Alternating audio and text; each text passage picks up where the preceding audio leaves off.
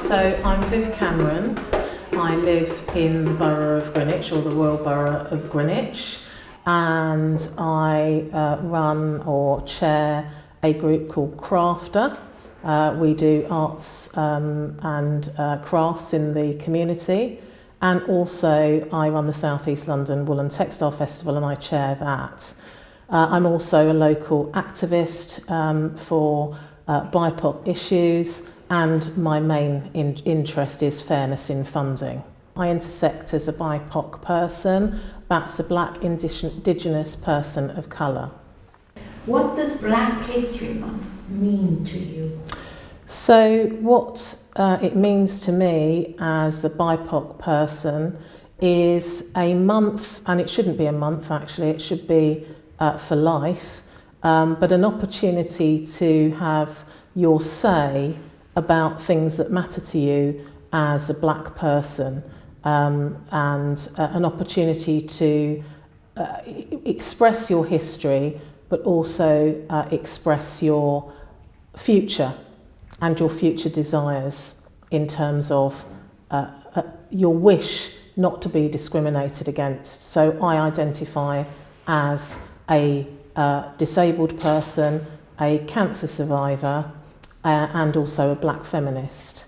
I also, I suppose, intersect as a person who's disabled but with an unseen disability.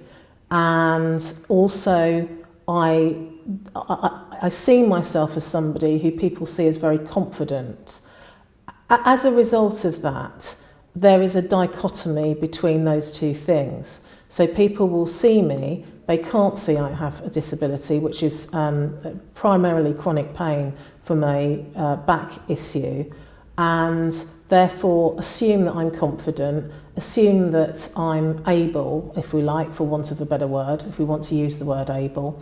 And the problem with that is I will be assumed to be in a position where I can do everything and anything.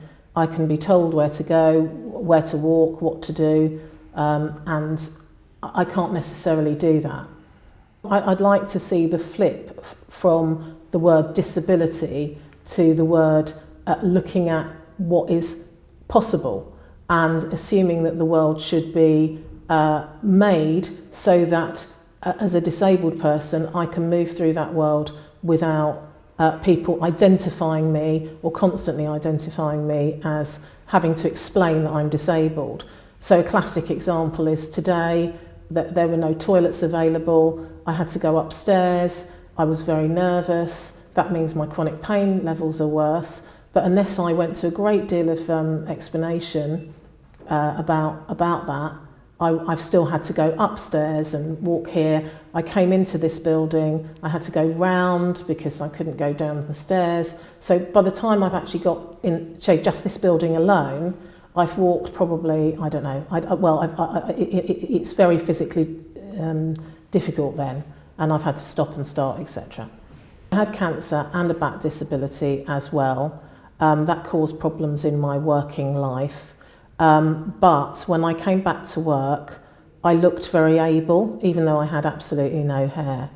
That still did not prevent a situation arising in my organisation where I was put into a disciplinary scenario. I want to make it absolutely clear that I was completely cleared of that. And the fact that I was, I think, 12 weeks back from having had cancer, had no hair, was working 9 hours a day, and had a back condition, made no difference at all to that. I query why, shall we say.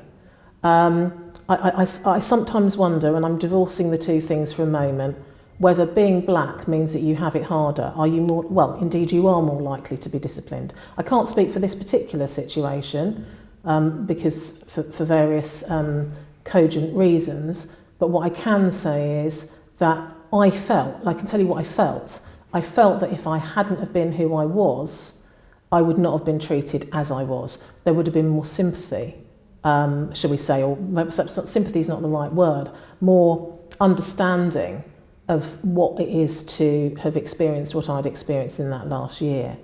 And there was no fellow feeling toward that. It was simply a blanket, look at me, we're doing this. And it took 8 months of my life. It was longer than the chemo, and I was vindicated. And the person involved in that, to my knowledge, I was never told whether or not there was any conversation with that person about how this was dealt with, or the organisation. So that was an issue. For this Black History Month, we're supposed to celebrate. Would you think that there's anything to celebrate about being black and disabled? I think there's a great deal to celebrate. I mean, there's a great deal to celebrate about being human, being who you are, being black, being in a situation where you can speak out about your rights. Is there something to be celebrated about chronic pain? Probably not, but then on the other hand there is, in the sense that you learn to deal with it and you can still experience joy while experiencing issues in your physical nature. And it's having the resilience, I think, is what I'm talking about. So having resilience is the most important thing. Not everybody has that. And it's about learning resilience, and that can be learned. Black History Month for me is it should be a year-long thing. It should be a lifelong thing. But it is here, and it is to be celebrated.